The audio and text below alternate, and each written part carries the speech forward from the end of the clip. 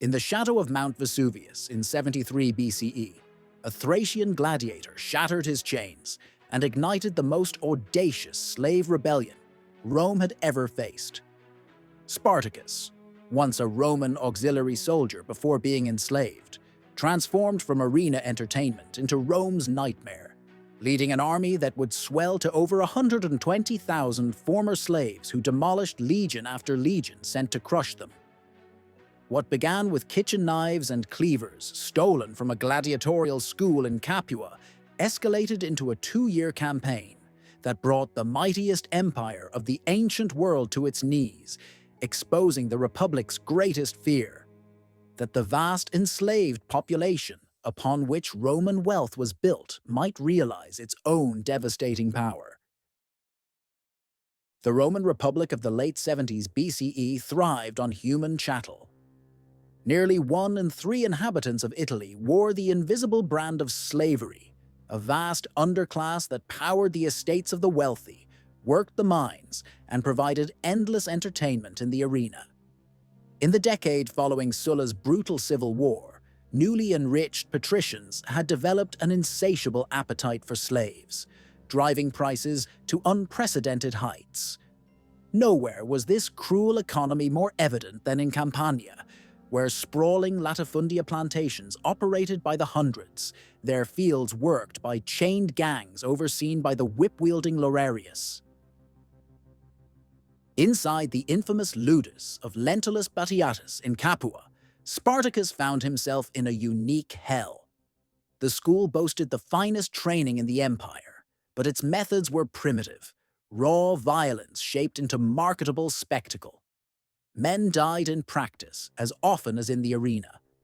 At night, the gladiators were confined to underground cells, barely large enough to lie down, shackled by both ankles to prevent even the thought of escape. Among these desperate men, Spartacus quickly distinguished himself, not just with his natural fighting skill, but with his uncanny ability to connect with those around him. He formed bonds with Celtic and Germanic warriors like Crassus and Oenomaus, men who would normally despise a Thracian. As they trained together, something unprecedented developed in the ludus, a brotherhood that transcended tribal loyalties. While Batiatus counted his sesterces and booked their next matches, Spartacus was quietly building the foundation of an army. The kitchen of Batiatus's ludus bustled on a spring evening in 73 BCE, when Spartacus made his move. The plan, whispered for weeks between training bouts, was brutally simple. Overpower the guards, seize proper weapons, and escape before reinforcements arrived. Using improvised implements, kitchen knives, meat cleavers, and roasting spits, Spartacus and his 77 conspirators overwhelmed their surprised overseers. What was meant to be a systematic takeover descended into chaos as alarm horns sounded through Capua's streets.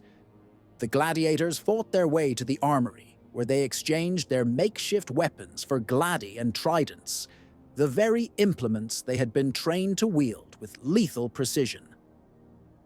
As dawn broke, the escaped gladiators found themselves at a crossroads. Roman response would be swift and merciless. They needed defensible ground. Spartacus pointed toward the looming silhouette of Mount Vesuvius, still centuries away from its infamous eruption. The mountain offered both tactical advantage and symbolic power, slaves rising above their masters. The ascent was treacherous, but desperation drove them forward. At the summit, they discovered an abandoned shepherd's camp with cisterns of rainwater and crude shelters. From this natural fortress, they watched as the first punitive expedition gathered below. Not legionaries, but a hastily assembled police action of local militia, commanded by Gaius Claudius Glaber. Rather than risk an uphill assault, Glaber established a blockade at the mountain's only apparent path, intending to starve out the rebels. What he failed to realize was that Spartacus had spent his pre-gladiatorial years as both a shepherd and soldier in Thrace's rugged mountains. Under cover of darkness, the rebels fashioned crude ropes from wild vines and descended the steepest, supposedly impassable cliff face, circling behind the Roman position. The sleeping Romans never saw the attack coming. By morning, Glaber's force lay scattered and broken, their weapons and supplies now in rebel hands, and the first legend of Spartacus's tactical genius was born. The motley band that gathered around Spartacus after the Vesuvius victory barely resembled an army. Former house slaves stood alongside hardened gladiators, agricultural workers next to skilled craftsmen, many speaking different languages, worshipping different gods, united only by their broken chains. Spartacus understood that the survival demanded transformation. Drawing on his military experience with Roman auxiliary forces, he established a training regimen that would have impressed even the most disciplined centurion. Wooden swords gave way to captured steel as former slaves learned to stand in formation, to advance and retreat in unison, to fight not as individuals, but as a cohesive unit. The gladiators, already deadly in single combat, became instructors, teaching slaves who had never held weapons the brutal art of survival on the battlefield. As autumn approached, news of the rebellion spread like wildfire through the slave quarters of southern Italy. What began as 78 gladiators had swelled to several thousand fighters, and Spartacus faced his first major decision: engage or escape.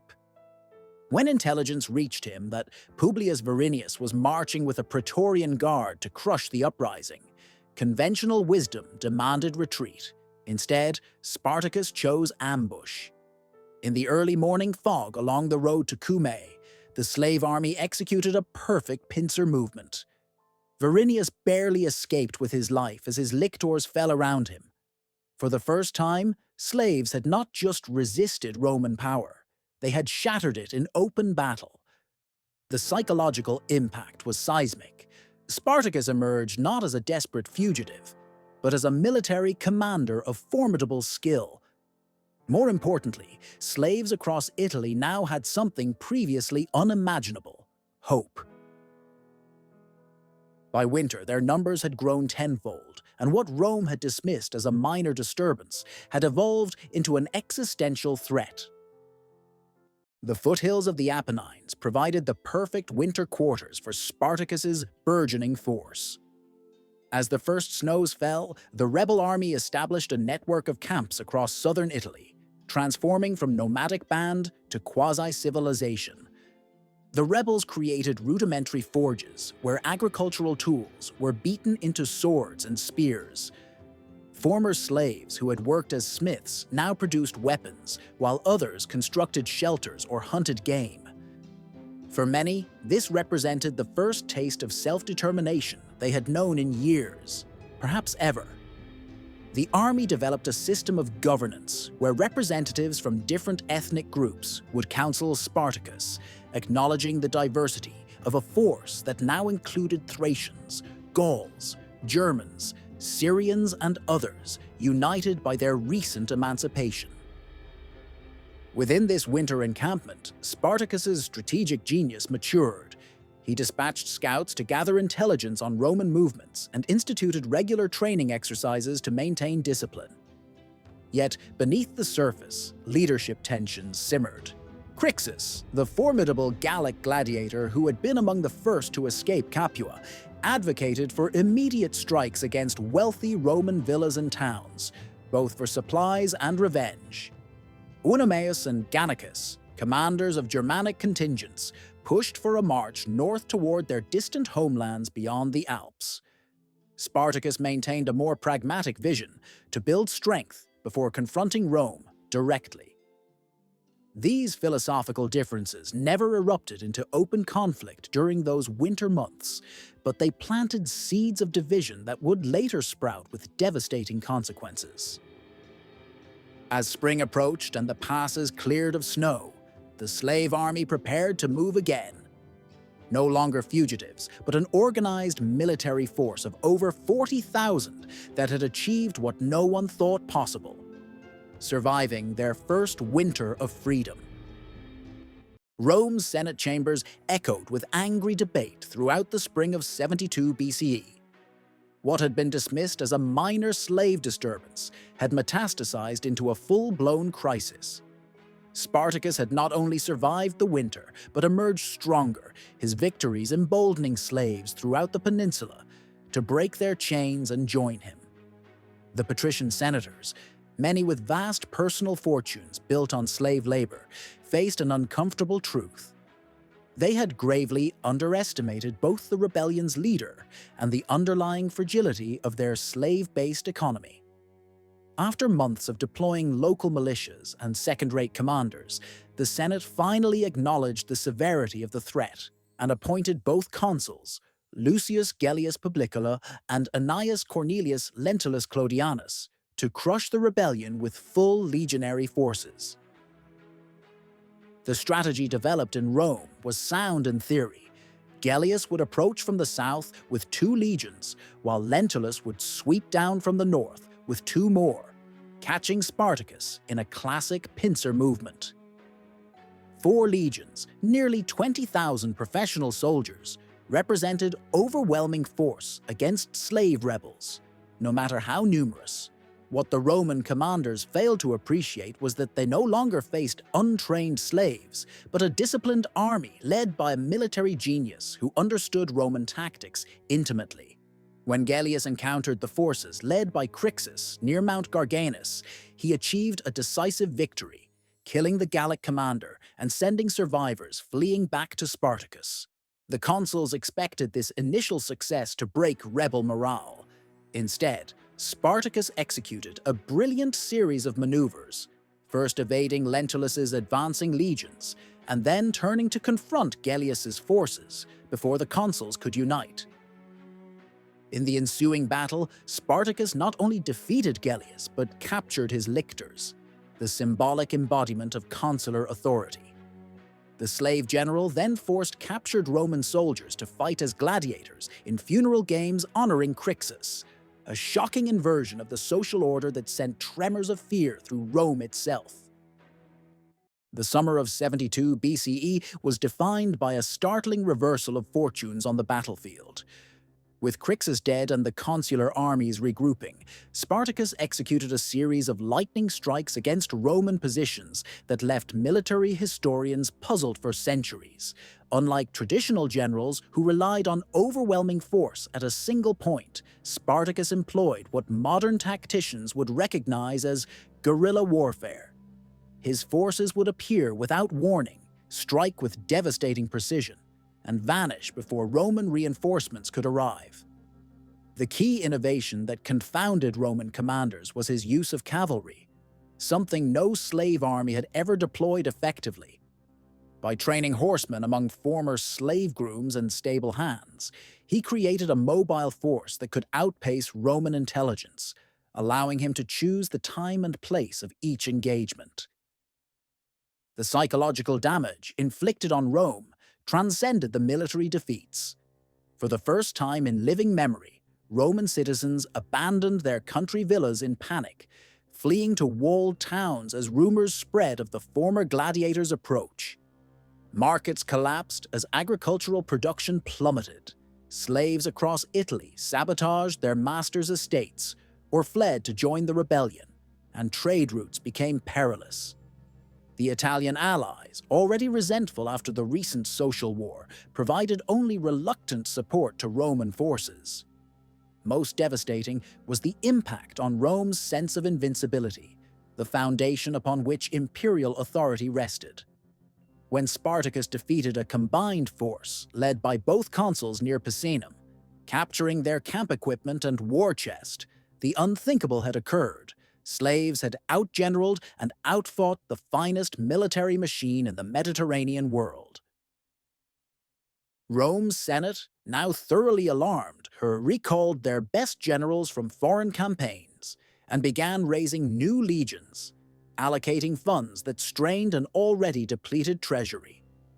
The Republic was now mobilizing for what had become an existential struggle. The debate that raged in Spartacus's war council after the victory at Picenum would change the course of the rebellion. With central Italy now effectively under their control, the slave army faced a pivotal strategic choice. The Germanic and Gallic contingents, emboldened by their success and homesick for lands they had been torn from years before, advocated passionately for a march north across the Alps to freedom. Spartacus himself, understanding both the military realities and the fragile nature of his coalition, ultimately sided with this faction. Better to lead his people to liberty beyond Rome's reach than to risk everything in a direct assault on the capital. The decision set nearly 100,000 men, women and children in motion towards Cisalpine Gaul in one of the ancient world's greatest migrations. The northward march demonstrated both the impressive discipline Spartacus had instilled and the inherent vulnerabilities of an army accompanied by thousands of non-combatants. When the praetor Gaius Cassius Longinus attempted to block their path with 2 hastily assembled legions near Mutina, Spartacus executed a tactical masterpiece. Feigning a frontal assault with his light infantry, he secretly positioned his best fighters on both flanks. As the Romans advanced into what appeared to be weakening resistance, Spartacus's cavalry emerged from concealed positions to strike both Roman flanks simultaneously. Longinus barely escaped with his life as his legions disintegrated, leaving the road to the Alps wide open. Yet despite this triumph, tensions within the rebel army intensified. The German commanders Castus and Gannicus pressed for an immediate dash toward the mountain passes, while Spartacus urged a more methodical approach, ensuring their massive column could safely cross with winter approaching. This strategic disagreement, born from success rather than failure, would soon fracture the greatest slave army the ancient world had ever seen. With the Alps visible on the northern horizon, the first major fracture in the slave army materialized. Spartacus's force had swelled to nearly 120,000 souls. Many non-combatants seeking freedom, but now faced a crisis of leadership. The Germanic commanders Castus and Gannicus, frustrated by the slow progress and emboldened by recent victories, made a fateful announcement. They would split from the main force and forge their own path to freedom. Taking roughly 30,000 fighters, they departed camp under cover of darkness. Spartacus, understanding that divided forces meant increased vulnerability, sent messengers urging them to reconsider, but pride and ambition had hardened their resolve. The schism Spartacus had feared throughout the rebellion had finally materialized. The consequences proved devastating. The Roman Senate, sensing opportunity in the divided rebel forces, dispatched the returning general Quintus Arrius with fresh troops to intercept the breakaway faction. At an unmarked crossroads in northern Italy, Roman discipline overwhelmed the rebel splinter group. Castus fell in the initial charge while Gannicus rallied his men for a desperate last stand that briefly threatened to turn the tide before Roman cavalry executed a perfect flanking maneuver. By sunset, the battlefield was littered with the bodies of freedom seekers who had come within sight of their ancestral homelands. When news reached Spartacus's camp, he honored the fallen with solemn funeral rites that merged traditions from a dozen cultures. The man who had once been forced to kill for Roman entertainment now stood before a massive pyre, his voice carrying across rows of torches as he pledged that their sacrifice would strengthen rather than weaken the resolve of those who remained. Yet behind his commanding presence, a strategic reality had dawned. The path to the Alps now crawled with reinforced Roman detachments, and his best option for escape from Italy had vanished with the setting sun. The Senate's chamber in Rome hummed with tension as Marcus Licinius Crassus, the wealthiest man in the Republic, stepped forward to address his peers. The series of military disasters had pushed Rome to the brink of panic. Where others saw catastrophe, Crassus recognized opportunity. By personally financing and leading an army against Spartacus, he could achieve what no military glory could buy: political legitimacy to match his enormous wealth. His offer was accepted with barely disguised relief. And within weeks, he had raised 6 new legions, supplementing the demoralized remnants of earlier forces. Unlike previous commanders who had underestimated their opponent, Crassus approached the slave army as he would any worthy adversary, with meticulous preparation and ruthless discipline. Crassus's first act as commander shocked even hardened Roman veterans. When a detachment under his legate Mummius engaged Spartacus against orders and was routed, Crassus implemented the ancient practice of decimation, executing every 10th man by lots upon the survivors. The message was unmistakable. Failure would not be tolerated, and fear of command would now exceed fear of the enemy. His second innovation was strategic rather than disciplinary. Recognizing that Spartacus had reversed course to southern Italy after the Alpine route was closed, Crassus conceived an audacious plan to trap the slave army in Calabria. He ordered the construction of a wall and trench complex spanning the entire peninsula at its narrowest point, a distance of 35 miles from the Tyrrhenian to the Ionian Sea.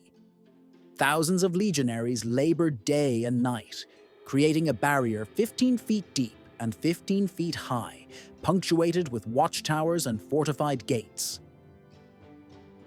By early winter, the noose was tightening around Spartacus's army. For the first time since the rebellion began, the tactical genius found himself outmaneuvered by an opponent with seemingly limitless resources and equal determination. Winter descended upon southern Italy with unusual severity in 71 BCE, transforming the Calabrian peninsula into a prison of mud and frost. Spartacus's army, now denied access to their northern escape route, found themselves hemmed against the Strait of Messina with Crassus's wall at their back. Food supplies dwindled as Roman patrols intercepted foraging parties. Disease spread through the crowded encampments where women, children, and the elderly huddled for warmth. In this desperate hour, Spartacus turned to an audacious gambit: escape by sea. He entered negotiations with Cilician pirates whose ships frequented the strait, offering plundered Roman treasures in exchange for transport to Sicily, where he planned to ignite another slave rebellion on the fertile island. The pirates, notorious for their opportunism, initially agreed to the arrangement, only to vanish on the appointed day, having accepted a higher counteroffer from Crassus's agents. The betrayal left Spartacus with deteriorating options and a starving army. In a testament to his indomitable will, he ordered a series of probing attacks against the Roman wall, seeking weaknesses while keeping his forces engaged enough to maintain discipline. What might have caused most armies to fracture only seemed to strengthen the resolve of his followers. During a blinding snowstorm in February, Spartacus himself led a daring nighttime raid that briefly breached the Roman defenses, killing hundreds of legionaries and capturing their supplies before the gap was sealed. Yet, for every minor victory, the strategic situation grew bleaker. When intelligence reached him that Pompey's victorious legions were returning from Spain to reinforce Crassus, and that Marcus Lucullus was sailing from Macedonia with additional forces, Spartacus recognized that the free territory his followers had carved from Rome's heartland was contracting into what might soon become their burial ground. In the desperate early days of March 71 BCE, Spartacus executed what military historians would later regard as his boldest gambit. Rather than slowly wither behind Crassus's wall, he identified the weakest section during a moonless night and focused his entire force on a single point. The rebels filled the Roman trenches with earth, wood, and the bodies of their own dead, creating a macabre bridge over which the army poured northward. By dawn, Spartacus had broken containment, sacrificing his rear guard in a defensive action that allowed the main body to escape. Crassus, enraged by this reversal, pursued with unprecedented determination, dispatching his fastest cavalry to harass the rebel column while his main force marched at punishing speed. The slave army's newfound freedom proved short-lived. Their path toward the port city of Brundisium was cut off by news that Lucullus had landed with his legions, closing the eastern escape route. To the west, Pompey's veterans were rapidly advancing from Hispania. With options dwindling hourly, Spartacus made the decision that would define his place in history. Rather than attempt further evasion, he would turn and face Crassus's legions in decisive battle. At a war council held beneath a blood-red sunset, he addressed his commanders with characteristic clarity. "We have shaken Rome to its foundations not because we sought death, but because we fought for life. Tomorrow we face a choice between dying in chains or dying as free men." The army that had traveled nearly the entire length of Italy twice, defeating Rome's finest generals and shattering the myth of slave docility, now prepared for its final confrontation. As dawn broke over the plains near the Silurus River, the rebel soldiers adorned themselves with whatever armor they had captured over 2 extraordinary years of freedom, their weapons held by hands that had once been bound. Dawn illuminated 2 armies arrayed for battle across the rolling fields near the Silurus River. On one side stood Crassus's legions, over 40,000 professional soldiers in perfect formation, their standards gleaming, javelins and shields at the ready. Facing them was Spartacus's force of similar size, but starkly different composition. Former house slaves alongside veteran gladiators, armed with a motley collection of captured Roman equipment and improvised weapons. Spartacus rode before his front lines on a magnificent warhorse, reportedly captured from a Roman general during an earlier victory, his final tactical orders delivered with the calm precision that had confounded Rome for 2 years. Understanding this would be their final stand, he dismounted, drew his sword, and ceremonially killed his horse. A dramatic gesture signaling to his followers that there would be no retreat, only victory or death. The battle that unfolded that spring day in 71 BCE was neither swift nor one-sided. Spartacus organized his forces in a rough approximation of Roman formations, with his most experienced fighters forming a solid center, while the flanks extended in more fluid arrangements. His first masterstroke came as Crassus's troops advanced.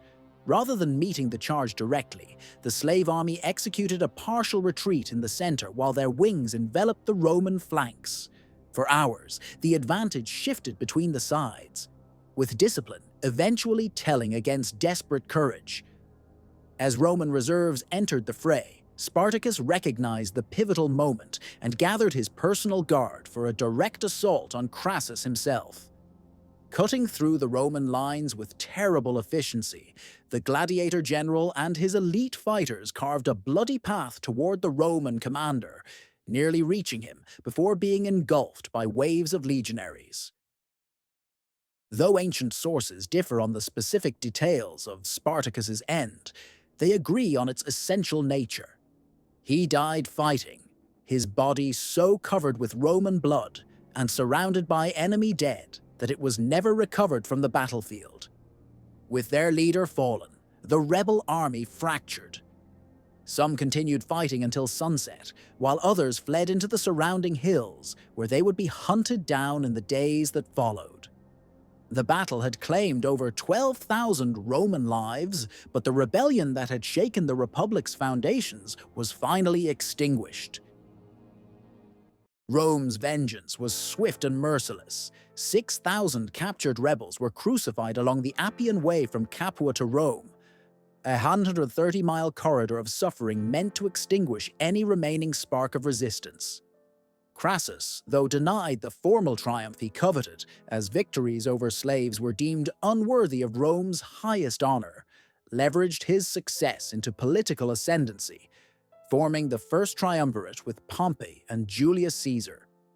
The Republic had survived its greatest internal threat, but at tremendous cost.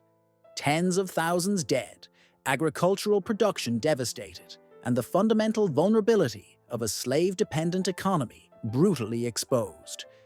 In the Senate chambers, voices quietly proposed modest reforms to slave treatment, proposals that were quickly silenced by the landed aristocracy who preferred to forget how close they had come to catastrophe. Yet Spartacus proved impossible to erase from history. Despite Roman efforts to minimize his achievements, his name endured as a symbol of resistance against overwhelming odds. While Roman writers like Sallust and Plutarch cast him as an exceptional individual, distinct from other slaves, they couldn't help but record his military brilliance and leadership. The Thracian gladiator who had risen from the arena's dust achieved what no military defeat could accomplish. He forced Rome to see its slaves as humans capable of extraordinary courage. 2 millennia later, his rebellion continues to inspire movements for freedom and dignity across continents he never knew existed. The slave who shattered his chains challenged not merely Rome, but the very concept of subjugation itself, a legacy that outlived the empire that tried and failed to write him out of history.